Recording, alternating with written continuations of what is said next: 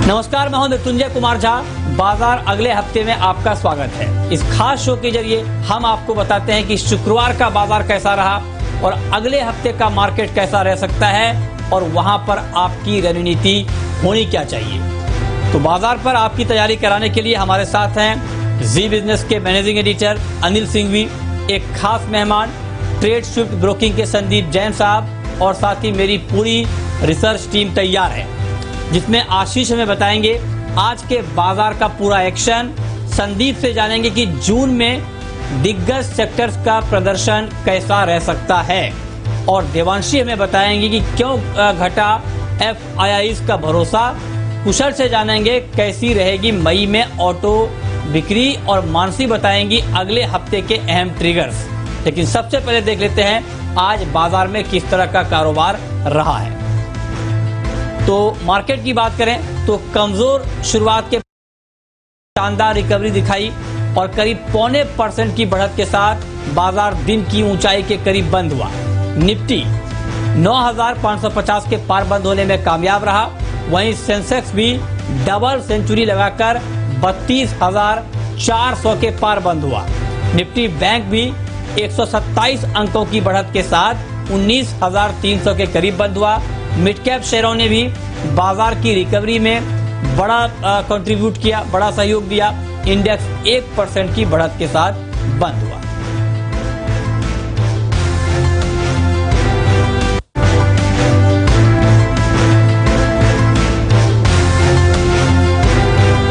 और अब आपको बताते हैं कि आज के मार्केट में विदेशी निवेशकों ने और घरेलू निवेशकों ने कितनी खरीदारी या बिकवाली की है।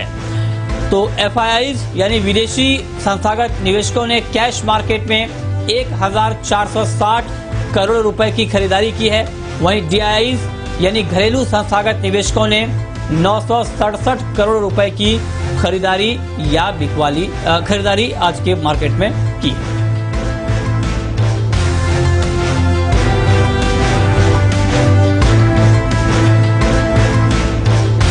और अब वक्त है ये जानने का कि आज के बाजार में एडिटर्स डे क्या है और ये बताने के लिए हमारे मैनेजिंग एडिटर अनिल सिंघवी हमारे साथ जुड़े हैं।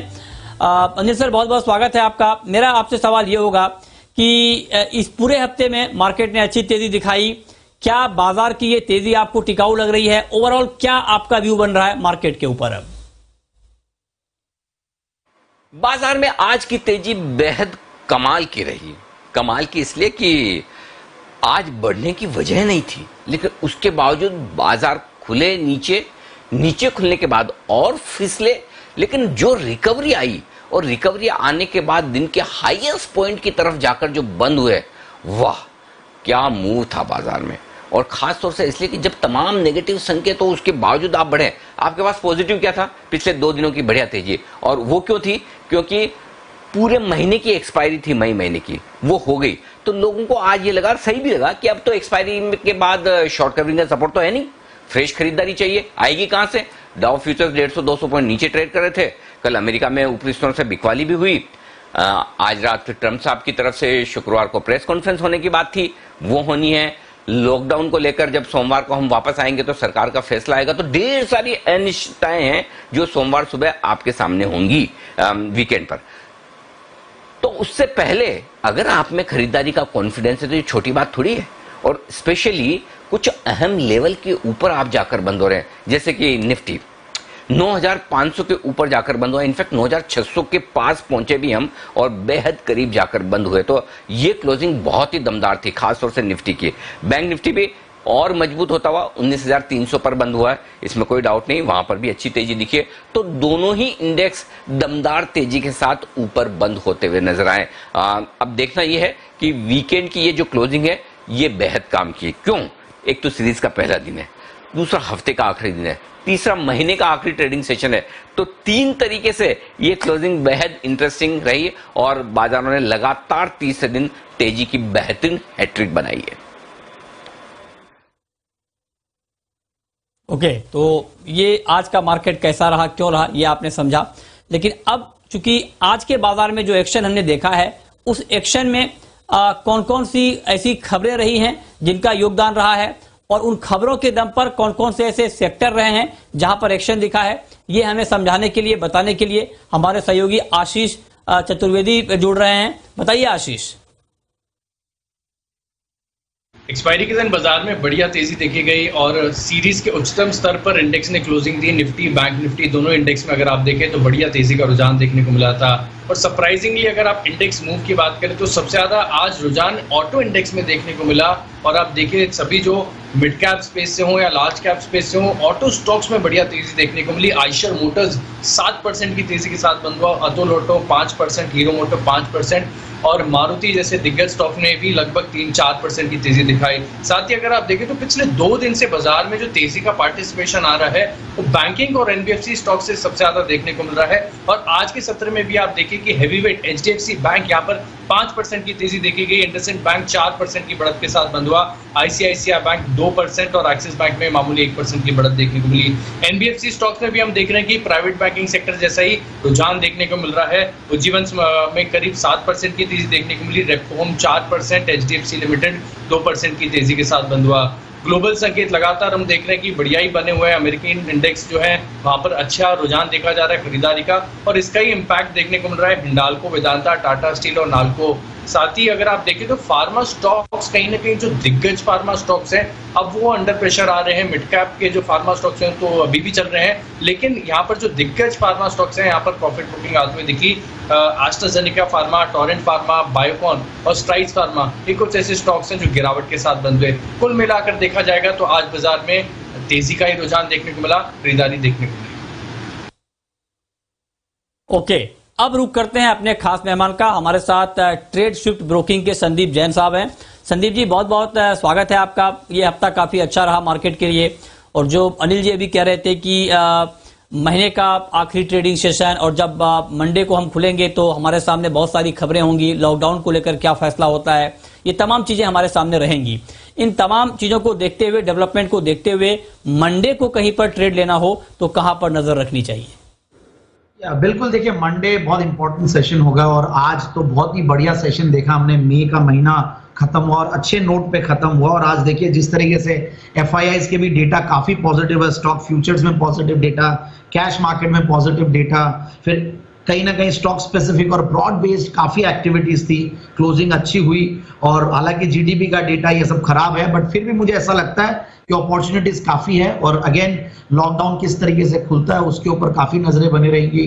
वीकेंड पे लॉकडाउन के डिटेल्स आएंगे, बट फिर भी अपॉर्चुनिटीज ऐसा लगता है कि कुछ जो इंडस्ट्रियल्स है वहां पे भी है और बहुत ही एक अच्छी कंपनी, मैंने पहले भी इनफैक्ट उसको वैल्यू पिक के तौर पे और पोजिशनल के तौर पे भी दिया हुआ है, वो है AIA इंजीनियरिंग, जो कि टेक्निकली बहुत बढ़िया लेवल्स पे और फंडामेंटली तो अच्छा होना ही पड़ेगा, अदरवाइज वो स्टॉक में रिप्रेजेंट करता ही नहीं।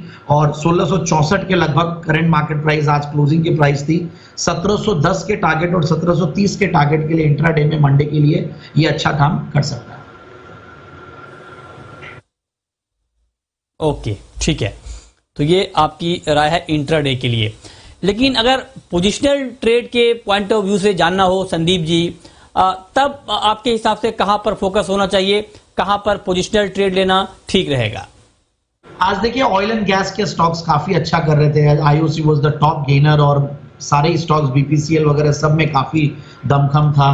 और MGL एक बहुत सस्ते वैल्यूएशंस पे ये स्टॉक ट्रेड कर रहा है। IGL हमेशा काफी बार रिकमेंड किया हुआ है और MGL भी होल्ड की राय हमेशा दी है, बट पोजिशनली मुझे बहुत अच्छा लग रहा है। अभी फंडामेंटल्स तो ठीक है, ये टेक्निकली भी बहुत अच्छा लग रहा है और पोजिशनली ये 972 के लेवल्स पे अगर लेते हैं आप तो 1010 का टारगेट और 950 का स्टॉप लॉस, तो यानी कि रिस्क रिवॉर्ड रेशियो भी अच्छा है। तो पोजिशनल पिक के तौर पे MGL is a very good bet. ठीक है, तो ये इंट्राडे और पोजिशनल ट्रेड आपको मिल चुका है। आगे आपको लॉन्ग टर्म का ट्रेड मिलेगा, ऑप्शन का ट्रेड मिलेगा, लेकिन उससे पहले रुक करते हैं कुछ और अहम रिसर्च का। जून सीरीज की शुरुआत हो चुकी है और बाजार में तेजी और मंदी दोनों साइड के आज ट्रेड देखने को मिले हैं। लेकिन अगर पिछले 5 साल की बात करें तो पिछले 5 साल में निफ्टी के दिग्गज सेक्टर इंडेक्स का कैसा परफॉर्मेंस रहा है, कैसा प्रदर्शन रहा है, ये जानने के लिए चलते हैं अपने सहयोगी संदीप ग्रोवर के पास। संदीप बताइए। देखिए, जून के प्रदर्शन की जहां तक बात है तो हमने 5 साल का डेटा निकाला और कुछ 5-6 मोटी बातें हैं जो कि हमें इस डेटा क्रंचिंग से के दौरान निकल के सामने आती हुई दिखी। पहली बात यह है, निफ्टी के जितने भी इंडेक्स हैं उनमें से कोई भी ऐसा इंडेक्स नहीं जिसने पिछले 5 साल में पॉजिटिव रिटर्न्स डिलीवर किए, यानी कि कंसिस्टेंसी नहीं देखने को मिली है। हाँ, नेगेटिव रिटर्न्स की जहां तक बात है तो दूसरी बात यह है, निफ्टी, बैंक निफ्टी, आईटी और ऑटो पिछले 4 बार इन्होंने ऐसा दिया है पिछले 5 साल में कि नेगेटिव रिटर्न्स डिलीवर किए हैं। और गिरने में सबसे ज्यादा आईटी इंडेक्स रहता है, यानी कि पिछले 5 साल में अगर आप देखें तो गिरने वाले इंडाइसिस में आईटी का सबसे ज्यादा योगदान रहता है। तो जून का महीना आईटी स्टॉक्स के लिए काफी खराब रहता है। अच्छा किसके लिए रहता है, वो है एफएमसीजी का, क्योंकि 5 साल में से अगर आप 4 बार देखिए तो एफएमसीजी इंडेक्स ऐसा है जिसने 4 बार पॉजिटिव रिटर्न डिलीवर किए हैं, तो ये काफी अच्छा रहता है इनके लिए। पांचवी बात ये निकल के सामने आई कि पिछले 3 साल का डेटा आप देखिए, चाहे निफ्टी चाहे बैंक निफ्टी, 3 साल से लगातार जून में यहां पे खराब प्रदर्शन देखने को मिल रहा है। यानी कि 3 साल का कंसिस्टेंट रिकॉर्ड है कि जून का महीना बैंक और निफ्टी बैंक के लिहाज से नेगेटिव रिटर्न वाला रहता है। और आखिरी पॉइंट, जो छठा पॉइंट है, वो ये है कि तमाम जो इंडेक्स हमने कवर किए हैं उनमें से फार्मा इंडेक्स एक ऐसा है जिसमें बाकी इंडेक्स की तुलना में ज्यादा रिटर्न्स देखने को मिलते हैं, चाहे नेगेटिव चाहे पॉजिटिव साइड पे। पॉजिटिव साइड पे आप देखें तो फार्मा ने 11.5% 2018 में रिटर्न दिए थे, और पिछले ही साल जून में अगर आप 2019 की बात करें 4.5% निफ्टी का जो फार्मा इंडेक्स है वो लुढ़कता हुआ दिखा था। तो ये एक पॉइंट है कि फार्मा इंडेक्स जो है वो गिरने में और चढ़ने में सबसे आगे रहता है।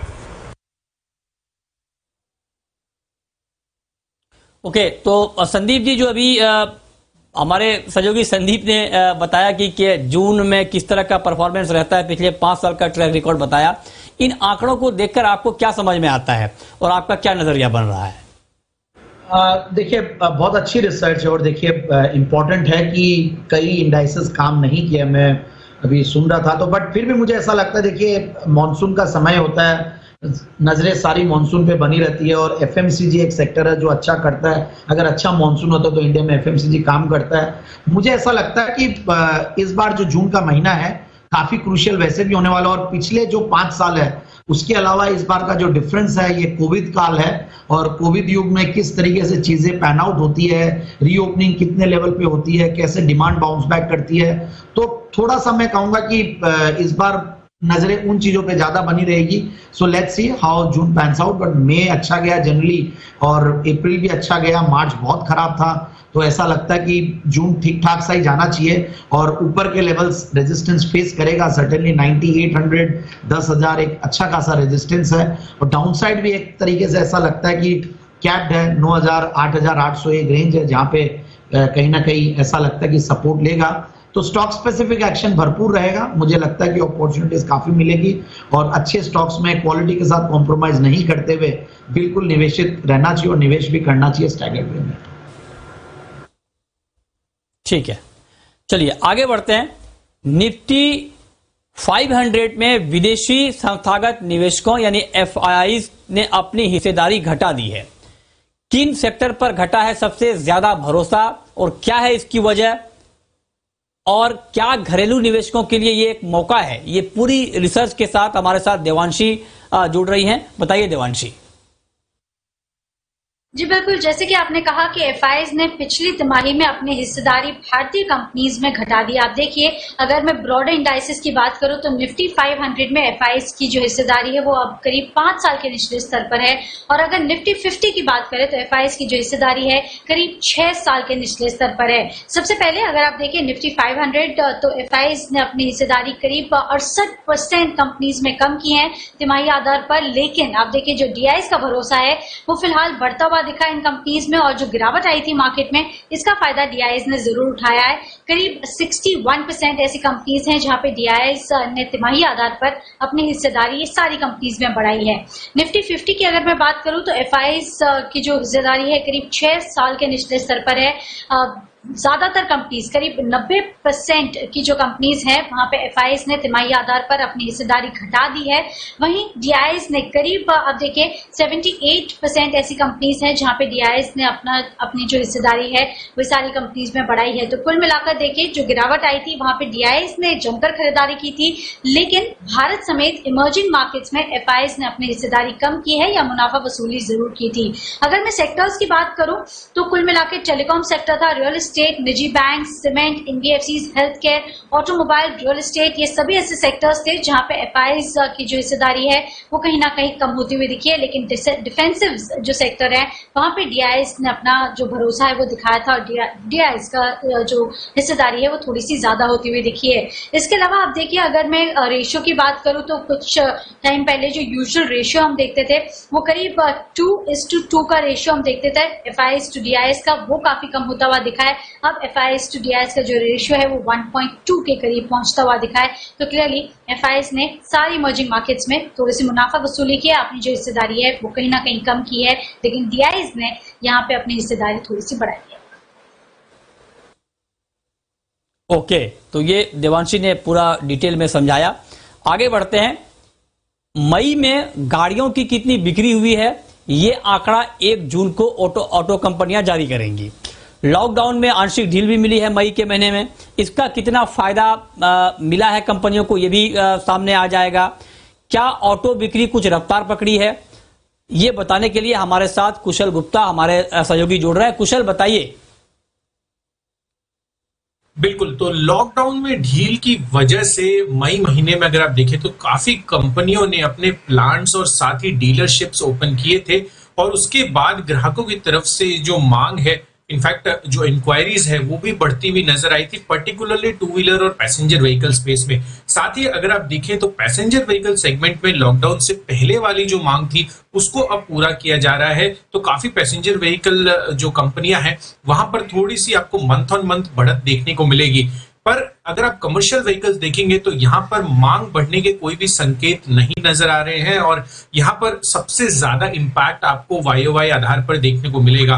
अब अगर आप पैसेंजर व्हीकल्स को देखें तो यहाँ पर particularly Maruti Suzuki month on month level पे जो है सबसे बढ़िया इंप्रूवमेंट रहेगी और वाई आधार पर सबसे कम गिरावट आपको इसमें देखने को मिलेगी। करीब 74% का फॉल हम एक्सपेक्ट करके चल रहे हैं मारुति में। साथ ही अगर आप देखें तो सीवी स्पेस में टाटा मोटर्स और साथ ही अशोक लेलैंड 90% से ज्यादा का सालाना फॉल आप इनके वॉल्यूम में देख पाएंगे। और साथ ही अगर आप देखें तो आयशर मोटर्स यहाँ पर भी 87% की बिक्री में गिरावट हमें देखने को मिलेगी। इसके अलावा अगर आप टू व्हीलर स्पेस में देखें तो यहाँ पर सेगमेंट वाइज सबसे कम गिरावट हम एक्सपेक्ट करके चल सकते हैं, जिसमें अगर आप देखें पर्टिकुलरली तो हीरो मोटोकॉर्प सालाना आधार पर 80% का फॉल इनकी बिक्री में देखने को मिलेगा और साथ ही बजाज ऑटो यहाँ पर भी करीब 75-74% का गिरावट आपको देखने को मिलेगा। तो कहीं ना कहीं टू व्हीलर और पैसेंजर व्हीकल स्पेस कंपैरेटिवली अपनी जो बिक्री में गिरावट है वो कम रहेगी सीवी स्पेस के मुकाबले। ओके, तो ये आंकड़े अभी आपको समझाया कुशल ने कि मई में बिक्री के कैसे आंकड़े आ सकते हैं 1 जून को, ये डिटेल में कुशल ने हमें समझाया है। अब वक्त है ब्रेक का और ब्रेक के बाद आपको बताएंगे कि अगले हफ्ते के लिए और खास करके मंडे के लिए आपकी रणनीति बाजार में क्या होनी चाहिए और ऑप्शन के जरिए आपको कहां पर ट्रेड का मौका मिलेगा।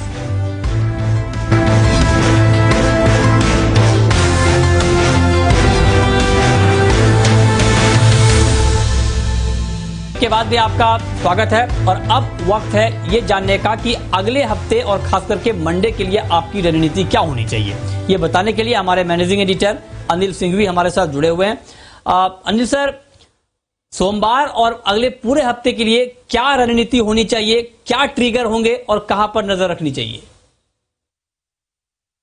सोमवार को आपके लिए ट्रिगर ढेर सारे होंगे। पहला, अमेरिका में किस तरह का कारोबार रहता है और डाउ फ्यूचर्स किस तरह का कारोबार करते हैं, क्योंकि जब हम बंद हुए शुक्रवार को आज बाजार में तब डाउ फ्यूचर्स लगभग 150-200 पॉइंट नीचे ट्रेड कर रहे थे। पहली बात। दूसरी बात, ट्रम्प साहब की प्रेस कॉन्फ्रेंस पर नजर रहेगी कि वो चीन को कितना भला बुरा कहते हैं या फिर समझौते के मूड में रहते हैं। वैसे बाजार को अंदाजा है थोड़ा, तो कह सकते हैं कि ये ऐसा बड़ा शौक आएगा, इसकी संभावना कम मानकर चल रहे हैं।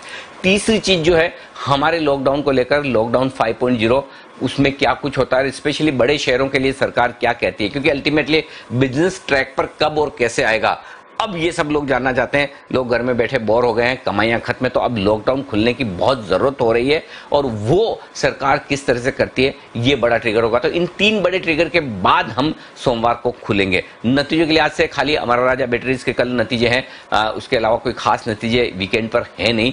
तो ये सारे ट्रिगर्स हैं जिनके दम पर हम खुलेंगे। अब आइए ऊपर की तरफ बाजार जाने को तैयार है, लेकिन नीचे 9375 9400 मजबूत सपोर्ट का काम करेगा। इनफैक्ट तो 9500 भी मजबूत सपोर्ट के तौर पर रहेगा। तो 9500 के ऊपर तक बाजार है, तब तो मजबूत है ही, मानकर चलिए। ऊपर 9725 9850 ये 2 लेवल की तरफ बाजार बढ़ने को तैयार है निफ्टी पर। बैंक निफ्टी 18700 18800 अब मजबूत सपोर्ट का काम करेगा। 19500 को पार करते ही फिर 20000 20200 की तरफ बैंक निफ्टी की भी जाने की तैयारी अगले हफ्ते में हो सकती है। तो ये ट्रिगर्स हैं जिन पर आपको फोकस करना है अगले हफ्ते, इन लेवल्स पर फोकस करना है। तो निश्चित तौर पर मानिए जून का पहला हफ्ता बाजार के लिए बड़े एक्शन भरा होगा, क्योंकि क्लोजिंग आपको मिली है बहुत ही बेहतरीन।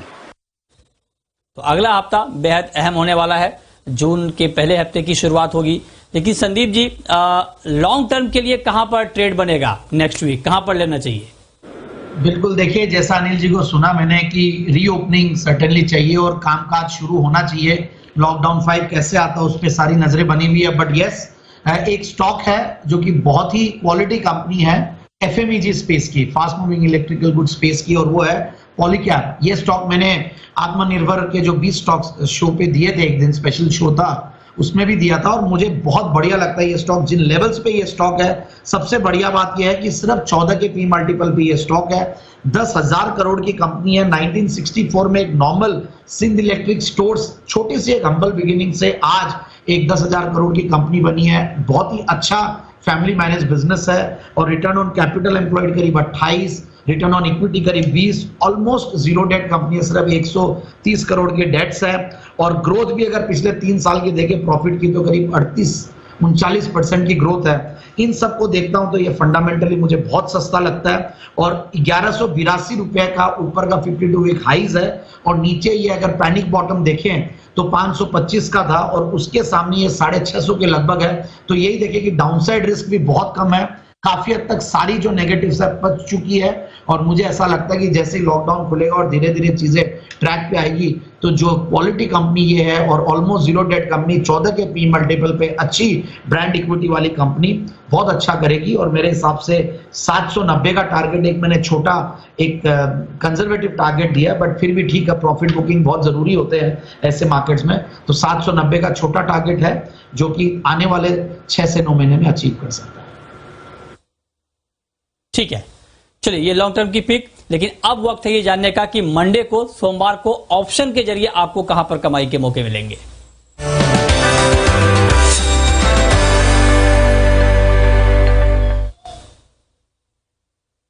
और ऑप्शन का ट्रेड बताने के लिए हमारे साथ हैं ट्रेड बुल्स सिक्योरिटीज के सच्चिदानंद उत्तेकर जी। सर, बहुत स्वागत है आपका। बताइए मंडे को कहां पर ऑप्शन के जरिए ट्रेड बनेगा? Good evening Mrityunjay. मुझे लगता है निफ्टी काफी इम्पोर्टेंट लेवल को पार कर चुका है।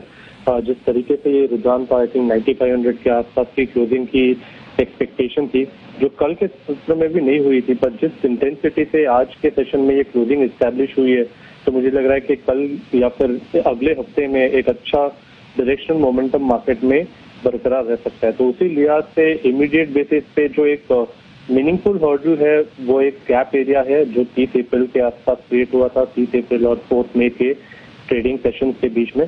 तो मुझे लग रहा है वो पर्टिकुलर एरिया और सोमवार के सत्र में वापस रिविजिट होना चाहिए। तो इमीडिएट बेसिस पे मुझे लग रहा है यहाँ पर 9600 का जो कॉल ऑप्शन है वही आपको लेना चाहिए। अराउंड 72 रुपीज के आसपास इसकी क्लोजिंग रही है, जो आपको 66 के आसपास मिल सकता है सोमवार के सत्र में। स्टॉप लॉस आपको लगाना है अराउंड 48 का, एंड 110 तक की प्राइस एक्सपेक्टेशन होती है। मुझे लग रहा है यहाँ पर एक अच्छा डायरेक्शन मोमेंटम प्ले बरकरार रह सकता है सोमवार के सत्र में भी। ओके, और कोई खास स्टॉक सर? स्टॉक्स में सीमेंस लिमिटेड का जिक्र मैंने आज के सुबह के सेशन में भी किया था। मुझे लग रहा है यहाँ पर स्ट्रक्चर काफी इंप्रूव हो रहा है। एक लोअर टॉप लो बॉटम सीक्वेंस के बाद मुझे लग रहा है यहाँ पर एक ब्रेकआउट एस्टैब्लिश हुआ है परसों के सत्र में। और आज के सेशन में भी जिस तरीके से फॉलो अप एक्शन रही है, जिस तरीके से बिल्टअप यहाँ पर वापस हुए अराउंड 4% ओपन इंटरेस्ट एडिशन हुए कल के सत्र के बाद, तो मुझे लग रहा है ये 1100 का एक माइनर हर्डल है, वो जल्दी ब्रेक होगा एंड स्टॉक में एक डायरेक्शन मोमेंटम प्ले आएगा अराउंड 1400, 1450 के रेंज में ये पर्टिकुलर स्विंग एक्सटेंड होनी चाहिए। तो जिस तरीके से यहाँ पर ऑप्शन प्लेस है, मुझे लग रहा है यहाँ पर 1100 का कॉल ऑप्शन अभी भी लेना चाहिए, जो लगभग अराउंड 38 के आसपास कोट कर रहा है। 30 का आपको स्टॉप लॉस लगाना है एंड ये पोजीशन आपको होल्ड करनी है अगले एक हफ्ते के लिए। प्रोबेबल टारगेट मुझे लग रहा है अराउंड 80 तक का हो सकता है, तो यहाँ पर 1100 का कॉल ऑप्शन सीमेंस का आपको लॉन्ग करना चाहिए। चलिए, बहुत शुक्रिया सच्चिदानंद जी आपका, संदीप जैन साहब आपका, और साथ ही मेरी पूरी रिसर्च टीम का बताने के लिए कि फ्राइडे का मार्केट कैसा रहा, क्यों रहा, और मंडे को और अगले हफ्ते बाजार की चाल क्या हो सकती है। तो फिलहाल इस बुलेटिन में इतना ही। वक्त है ब्रेक का। ब्रेक के बाद भी खबरें लगातार जारी है। आप देखते रहिए देश का नंबर 1 बिजनेस चैनल जी बिजनेस। नमस्कार।